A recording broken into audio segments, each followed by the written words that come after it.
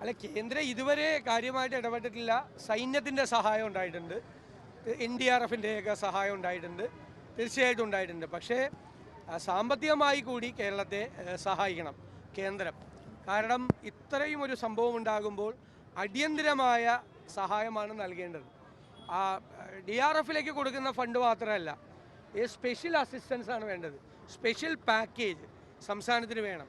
വയനാട് പുനരധിവാസ പ്രക്രിയയ്ക്കും വയനാട് ഭാവിയിൽ അപകടമുള്ള സ്ഥലങ്ങളിൽ നിന്ന് ആളുകളെ മാറ്റിപ്പാർപ്പിക്കുന്നതിനും അപകടത്തിൻ്റെ ആഘാതം കുറയ്ക്കുന്നതിനും വേണ്ടിയിട്ടുള്ളൊരു വലിയ പാക്കേജ് ഉണ്ടാകണം.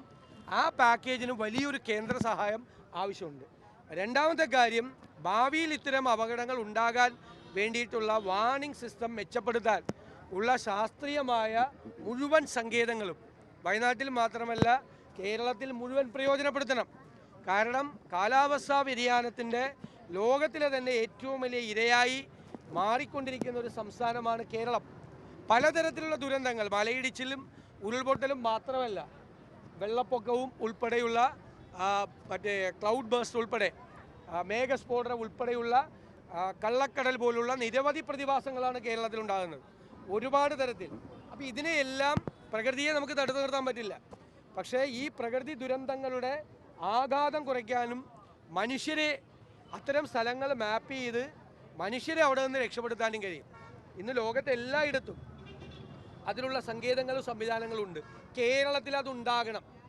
അപ്പോൾ ജിയോളജിക്കൽ സർവേ ഓഫ് ഇന്ത്യ, കേരളത്തിലെ ജിയോളജി ഡിപ്പാർട്ട്മെൻറ്റ്, കേന്ദ്രത്തിലെയും സംസ്ഥാനത്തെയും കാലാവസ്ഥ വകുപ്പുകൾ, അതുപോലെ തന്നെ ഡിസാസ്റ്റർ മാനേജ്മെൻറ്റുമായി ബന്ധപ്പെട്ട സംവിധാനങ്ങൾ, നാഷണൽ ഡിസാസ്റ്റർ മാനേജ്മെൻറ്റ് സെൻറ്റർ, കേരളത്തിലെ ഡിസാസ്റ്റർ മാനേജ്മെൻറ്റ് സംവിധാനം, ഇവരെല്ലാം കൂടി സംയോജിച്ചുകൊണ്ട് ലോക നിലവാരമുള്ള ഒരു വാർണിംഗ് സിസ്റ്റവും ഇവാക്യുവേഷൻ സിസ്റ്റം, അപകടം ഉണ്ടാകുമെന്നറിഞ്ഞാൽ ആളുകളെ മാറ്റാൻ വേണ്ടിയിട്ടുള്ള സംവിധാനങ്ങൾ ഉണ്ടാക്കണം.